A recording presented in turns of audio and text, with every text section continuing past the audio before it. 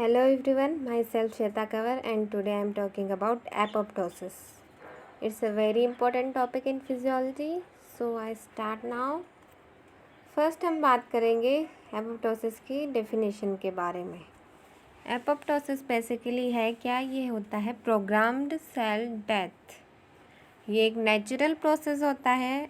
इसके एग्जांपल्स हैं death of neurons in CNS during development, brain development, and second also during fetal development, degeneration of many tissues like web in the fingers.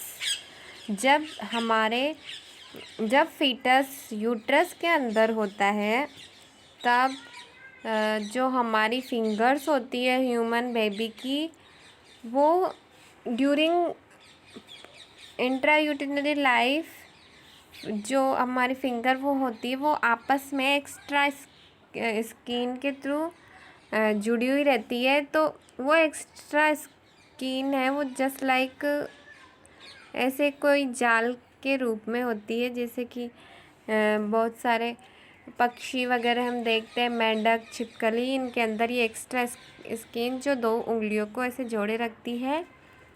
तो apoptosis के through इन इंट्रायूटिनरी life ये extra skin destroy हो जाती है और हमारी fingers ऐसे separate हो जाती है ना। ये एक बेसिक एग्जांपल और बहुत इम्पोर्टेंट एग्जांपल है एपोप्टोसिस का। सेकंड एग्जांपल है बहुत सारी जो ब्लड सेल्स होती है हमारे बॉडी के अंदर, उनका भी डिस्ट्रॉय जैसे कि ब्लड सेल्स होती है इओसिनोफिल्स, न्यूट्रोफिल्स, ये सभी एपोप्टोसिस के थ्रू मतलब कि फैगोसाइटोसिस के द्वारा ही डिस्ट्रॉय होती है। कोई भी इन्फेक्शन होता है हमारी बॉडी के अंदर, कोई माइक्रो ऑर्गेनिज्म अटैक करता है, तो एपोप्टोसिस के थ्रू फैगोसाइटोसिस सेल इन सब सेल्स को डेथ करती है, इन सब सेल की, इन्फेक्टिव माइक्रो ऑर्गेनिज्म की भी। जब ये सेल माइक्रो ऑर्गेनिज्म को डिस्ट्रॉय करने के लिए जनरेट होती है या इनका फॉर्मेशन होता है तो ये बहुत ज़्यादा नंबर्स के अंदर बनती है। तो जब माइक्रो ऑर्गेनिज्म डिस्ट्रॉय हो जाता है तो इन ब्लड सेल्स की जो संख्या है वो हमारी बॉडी के अंदर बढ़ जाती है। तो एपोप्टोसिस के थ्रू इन सभी को बैलेंस किया जाता है, इनको डिस्ट्रॉय कर दिया जाता है और ये वापस अपने नॉर्मल साइज़ में, अपनी नॉर्मल काउंट में आ जाती है। इसीलिए जब हम देखते हैं कभी भी ब्लड सेल्स जो है उनका काउंट अगर हाई हो जाता है या लो हो जाता है नॉर्मल काउंट से, तब कोई डिज़ीज़ डेफिनेटली हमारी बॉडी के अंदर होती है। ओके, तो ये बहुत इम्पोर्टेंट एग्जाम्पल था एपोप्टोसिस का। अब हम बात करते हैं programmed cell death. In adult humans billions of cells die each hour. हर घंटे बिलियंस ऑफ सेल्स डिस्ट्रॉय होती है एडल्ट ह्यूमन के अंदर। ये इनका डिस्ट्रॉयशन होता है, पर इनकी जगह रिप्लेसमेंट हो जाता है नई सेल का, जो कि एक नॉर्मल बैलेंस बनाए रखती है एक हेल्दी इंडिविजुअल्स के अंदर। अगर इन एपोप्टोसिस सेल डिवीज़न है जो कि कंटिन्यूसली हो रहा है हमारे सेल के अंदर, है ना, हमारी बॉडी के अंदर, और अगर एपोप्टोसिस नहीं हो तो वो जो सेल डिवीज़न होगा तो उससे तो बहुत सारी हमारी बॉडी के अंदर बहुत ही ज़्यादा संख्या में सेल बन जाएगी। पर ये जो नेचुरल प्रोसेस होता है जो कि नेचर हमें प्रोवाइड करती है कि जितनी सेल बनती है उतनी ही डिस्ट्रॉय भी होती है साथ के साथ थ्रू द एपोप्टोसिस। सो ये एक बैलेंस बनाए रखता है हमारी बॉडी के अंदर सेल्स का। ओके, तो अगर सेल डिस्ट्रॉय नहीं हो एक पर्टिकुलर संख्या के अंदर रेंज में, तब होता क्या है कि टिश्यूज़ जो है हमारी बॉडी के अंदर वो श्रिंक होने लगते हैं और या वो एक्सेसिवली ग्रो करने लगते हैं, जिससे कि हमारे बॉडीज़ ऑर्गन टिश्यूज़ और हमारी बॉडी डैमेज हो जाती है। So very important process of apoptosis in our body. Apoptosis play a key role in neurodegradation disease such as Alzheimer as well as cancer and autoimmune disorder. So cancer जो है वो बहुत dangerous disease मानी जाती है India के अंदर या फिर कोई से भी सब कंट्री के अंदर। कैंसर के अंदर बेसिकली होता क्या है, इसके अंदर होता है अनकंट्रोलेबल ग्रोथ होती है सेल्स की, है ना। सेल डिवीज़न अनकंट्रोलेबल हो जाता है इन कैंसर। तो जब अनकंट्रोलेबल सेल डिवीज़न होता है तो उसके अंदर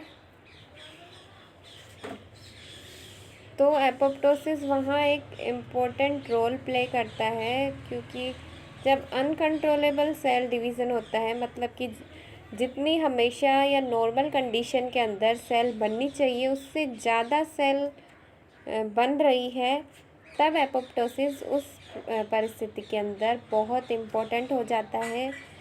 जब इतनी सारी सेल बनती है तो एपोप्टोसिस होता है, जो इसकी संख्या, इसकी काउंट को कंट्रोल करने में बहुत इम्पोर्टेंट रोल प्ले करता है। So some case of the cancer apoptosis play important role in some condition also. तो एपोप्टोसिस के थ्रू भी कैंसर से प्रिवेंट किया जा सकता है इन सम केस। सब सारे लोगों में नहीं, पर कभी कभी एपोप्टोसिस के थ्रू कैंसर प्रिवेंशन हो सकता है। ओके, अब हम बात करते हैं मैकेनिज्म ऑफ एपोप्टोसिस। एपोप्टोसिस के दो मैकेनिज्म होते हैं, इंट्रिंसिक एंड एक्सट्रिंसिक। इंट्रिंसिक के अंदर होता क्या है कि कुछ ना कुछ स्टिमुलाई या स्ट्रेस जो है वो होता है सेल के अंदर, और एक्सट्रिंसिक के अंदर कुछ ना कुछ स्टिमुलाई या स्ट्रेस सेल की सरफेस के बाहर लगता है, जिसके थ्रू की एपोप्टोसिस जनरेट होता है या एपोप्टोसिस होना प्रमोट होता है।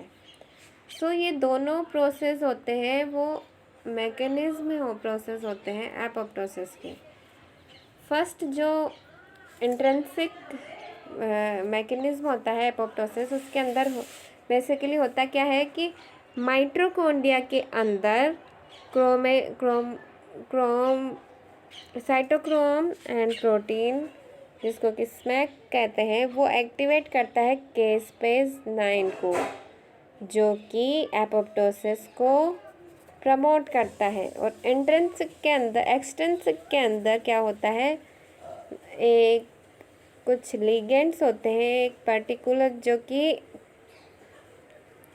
सेल सरफेस के ऊपर अटैच्ड हो जाते हैं और एक्टिवेट करते हैं एपोप्टोसिस को।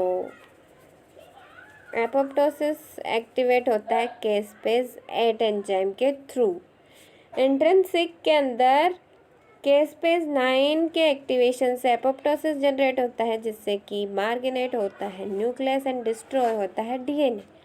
Same thing in extrinsic mechanism, caspase के एक्टिवेशन से प्रमोट होता है डीएनए फ्रेगमेंटेशन। सो बेसिक दो कॉमन चीज़ें क्या है इसके अंदर, फर्स्ट है कि इसके अंदर इन दोनों मैकेनिज्म में है स्टिमुलाई जनरेट होता है, चाहे वो सेल के अंदर हो या बाहर। अंदर जब जनरेट होता है तो उसमें केस्पेज 9 एंजाइम एक्टिवेट होता है, और बाहर जब कोई स्टिमुलाई या कोई स्ट्रेस जनरेट होता है तो उससे एक्टिवेट होता है केस्पेज 8 enzyme. Second thing was destroy होता है डीएनए। इसके अंदर भी डीएनए डिस्ट्रॉयशन होता है, जो कि प्रमोट करता है सेल डेथ को। सो ये एपोप्टोसिस के दोनों मैकेनिज्म प्रमोट करते हैं cell death. Okay, this is causing cell death. अब हम बात करते हैं मेजर स्टेप्स ऑफ एपोप्टोसिस। इसकी क्या क्या स्टेजेस होती है एपोप्टोसिस की। मेन सिंपलीफाई इस लाइन डायग्राम के थ्रू हम देखते हैं। फर्स्ट इसके अंदर जब भी कोई एपोप्टोसिस जनरेट होता है तो एपोप्टोसिस का प्रोसेस होता है तो उसमें होता है स्टिमुलाई, एक्सटर्नल या इंटरनल कोई सा भी स्टिमुलाई हो सकता है जो सेल के बाहर या अंदर कहीं भी लगता है, वो प्रमोट करता है, वो एक्टिवेट करता है FAS रिसेप्टर को, जो कि एक्टिवेट करता है केस्पेस, चाहे वो केस्पेस 8 हो या केस्पेस 9, जो प्रमोट करता है माइटोकॉन्ड्रियल इंजरी को, जिससे DNA डैमेज प्रमोशन होता है, DNA डैमेज होता है और वो फॉर्मेशन करता है न्यूक्लियर प्रोटीन TP53 को, जिसके थ्रू की साइटोप्लाज्मिक एंड क्रोमेटिन कंडेंसेशन होता है और वो फॉर्मेशन करता है एपोप्टोटिक बॉडीज़, जो कि एपोप्टोसिस का कारण एपोप्टोसिस को फॉर्मेट करती है। एपोप्टोसिस होने के बाद में होता है एपोप्टोटिक बॉडी को रिमूव किया जाता है हमारी बॉडी से थ्रू द फेगोसाइटोसिस। ओके, तो अब हम एक बेसिक डायग्राम के थ्रू इसको समझने की कोशिश करते हैं। जब भी कोई सेल के अंदर या बाहर सेल सरफेस पे कोई स्टिमुलाई आता है तो वो केस्पेस 9 एंड 8 ऑल्सो उनको जनरेट करता है, जिससे कि क्या होता है, एक्टिवेशन होता है, DNA एंड माइटोकॉन्ड्रियल इंजरी होती है इसके थ्रू, जो जिससे कि सेल जो है वो एपोप्टोटिक बॉडी के अंदर डिवाइड हो जाती है, उसका डिस्ट्रॉयशन हो जाता है तो छोटी छोटी एपोप्टोटिक बॉडी के अंदर। एपोप्टोटिक बॉडीज़ जो है वो फेगोसाइट के थ्रू उसका डिस्ट्रॉयशन होता है। ये एपोप्टोटिक बॉडी फेगोसाइट इस पर अटैक करती है, उसको किल कर देती है और इसको रिमूव कर देती है हमारी बॉडी से। ये एक बेसिक प्रोसेस हो गया एपोप्टोसिस का कि किस तरह एपोप्टोसिस स्टिमुलाई से जनरेट होता है, फिर एक्टिवेट होते हैं केस्पेस, DNA एंड माइटोकॉन्ड्रियल इंजरी होती है और फिर एपोप्टोटिक बॉडी बनती है और एपोप्टोसिस होता है, जो कि फेगोसाइटोसिस के थ्रू एपोप्टोटिक बॉडी रिमूव हो जाती है हमारी बॉडी से। ओके, अब हम बात करते हैं physiological and pathological processes of apoptosis.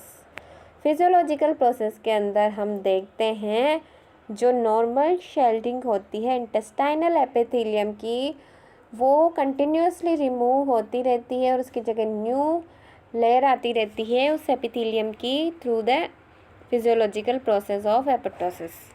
Second जो है उसके अंदर होता है जो थाइमस ग्लैंड है वो आफ्टर द चाइल्डहुड डिसअपीयर हो जाती है, ये भी एक फिजियोलॉजिकल प्रोसेस है एपोप्टोसिस का। अब हम देखते हैं पैथोलॉजिकल प्रोसेस ऑफ एपोप्टोसिस।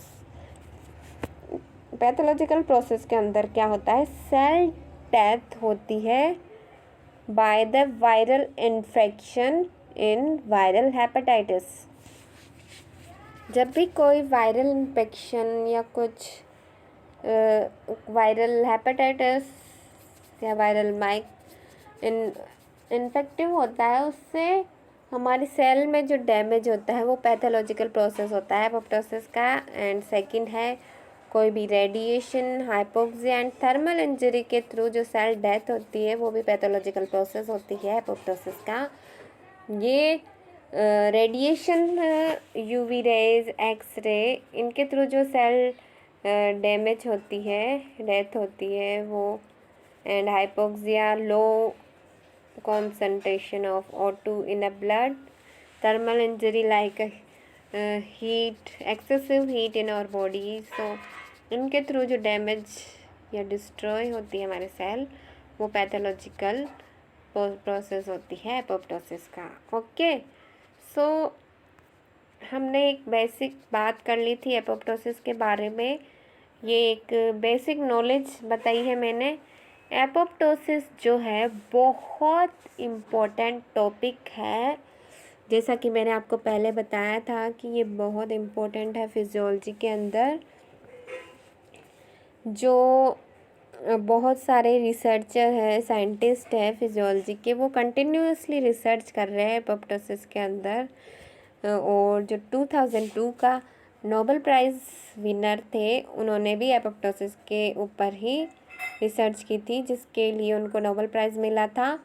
तो एपोप्टोसिस है जो एक नया रिसर्च टॉपिक है, थीसिस टॉपिक है। आप भी इसको रिकमेंड कर सकते हैं, या आप भी इसके ऊपर थीसिस रिसर्च कर सकते हैं। ये बहुत इंटरेस्टिंग टॉपिक है, बहुत अच्छा टॉपिक है। इसके बारे में ज़्यादा जानने की कोशिश करनी चाहिए, क्योंकि ये बहुत इम्पोर्टेंट है हमारी बॉडी के अंदर इसका होना। अगर ये नहीं होता है तो हम एक बैलेंस नहीं रहता है सेल का हमारी बॉडी के अंदर। ओके, है ना। So thank you so much guys for listening me, and share, subscribe and comment. कुछ भी डाउट्स हो, कुछ भी पूछना हो तो आप कमेंट बॉक्स में पूछ सकते हैं मुझसे फॉर दिस टॉपिक, या फिर किसी और दूसरे टॉपिक्स के बारे में आपको कुछ पूछना हो तो आप कमेंट के अंदर मुझे लिख दीजिए, मैं आपका उसका जवाब देने की कोशिश करूँगी। And thank you so much again.